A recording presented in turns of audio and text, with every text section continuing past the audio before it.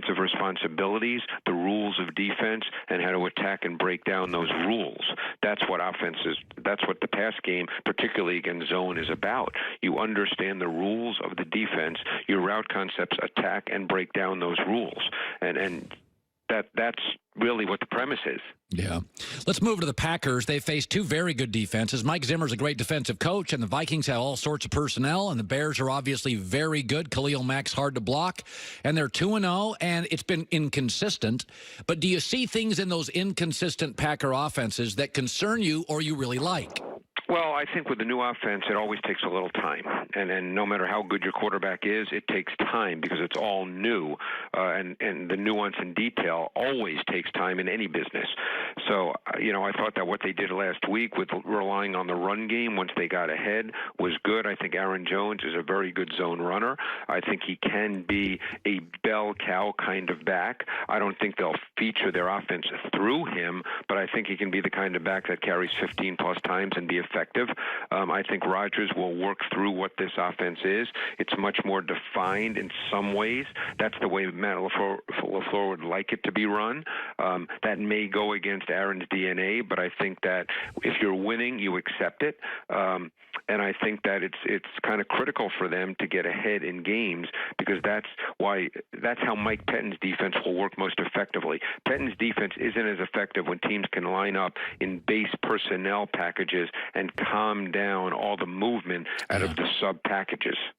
I want to shift to San Francisco. We made a prediction. I don't think it was that daring or courageous. We thought they would double their wins. We think they've added some nice pieces on the perimeter. They've got two good tackles. They didn't until Staley got hurt. And I do think Jimmy Garoppolo is a good quarterback. Great, I don't know. I watched them last weekend. They're all sorts of clever. They had 8 different guys catch balls. They had 6 different guys run it. I'm just telling you from my eyes tell me, and the receivers are often very open. San Francisco, to me, was as much fun as any offense I watched last weekend. What did your eyes tell you? What did the film say?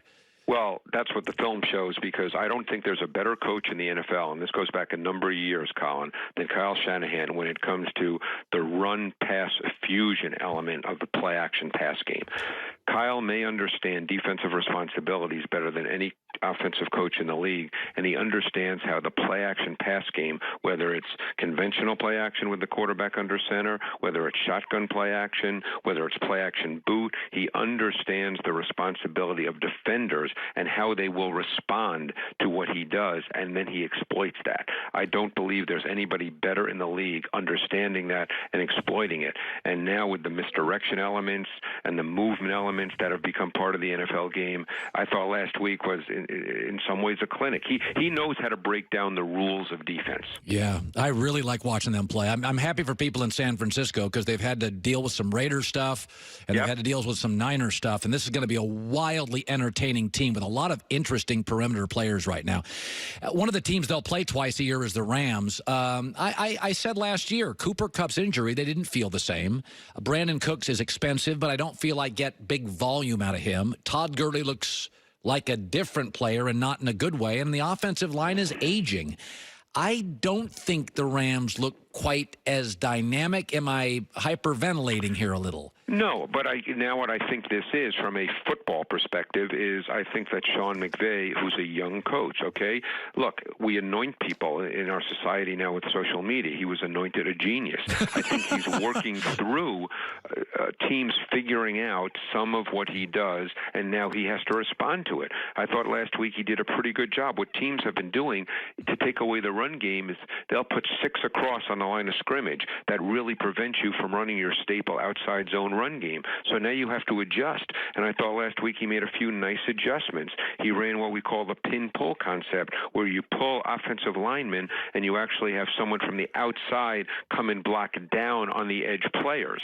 And he did that a number of times very effectively. And that's one way to attack and defeat that sort of 6 across front, which who'd they play last week? The Saints played last week. The Patriots played in the Super Bowl.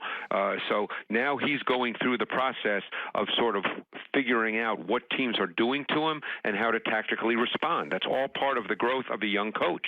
Good stuff by Greg Cosell, 40 years NFL films. Okay, let's talk about a couple teams who have backups now. Bridgewater and Breeze. I look at the schedule, I look at the weapons, I look at the O-line, I look at Sean Payton, and I think they can go 3-3 with the next 6 with Teddy Bridgewater. Heck, they may play some Taysom Hill and, certain sets. I don't think Bridgewater, I don't feel like the sky is falling for New Orleans, or does the film tell you he's very, very limited?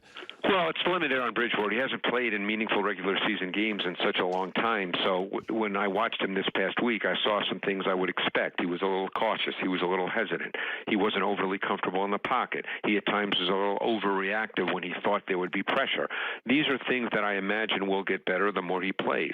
I think Sean, in making the announcement this week that he'll play both quarterbacks, he knows that Drew will come back. He's going to try to massage these games in the best way he can. Yeah. Because all he's trying to do now is he's not trying now to get ready for a playoff run. He's just trying to win each and every Sunday right now with what he can put on the field at quarterback. So this might be a week where you see he'll play quite a bit. Maybe the following week you don't see him play. I think he's simply going to try to massage each victory and hope it's a victory. But I would expect Bridgewater to be better now that he's had game experience. So Drew Brees is out, but they've still got Kamara and Michael Thomas.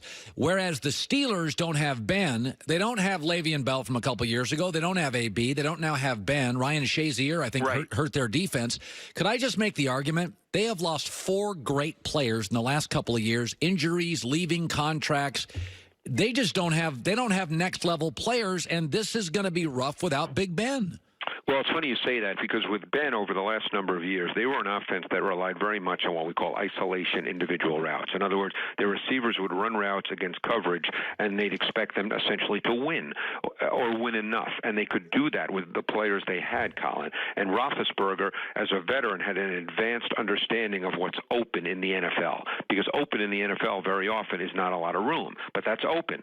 Rudolph is certainly not at the point where he understands what open is in the NFL. So I'm curious to see if they start to design more route concepts and combinations to try to define things for him rather than have him try to make great throws versus man coverage to receivers who, quite frankly, aren't as good as the receivers they've had in the past. Yeah, interesting game. They Pittsburgh now, I think they go west this week. Yep. They play the 49ers in San Francisco. Yeah, that's a really fun game. Tomlin hasn't had a ton of success out west. In fact, they lost to the Raiders, I think, last year.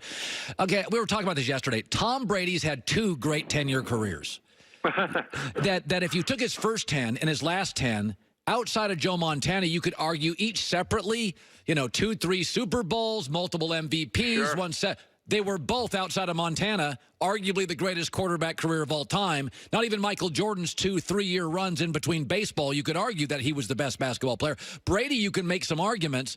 When you look at Brady now, is he absolutely better than he was in the first 10, if you remember that? Is he a different quarterback? Is it mostly he's the same guy, just smarter? I don't think the skill set has dramatically changed. I still think he throws the ball well.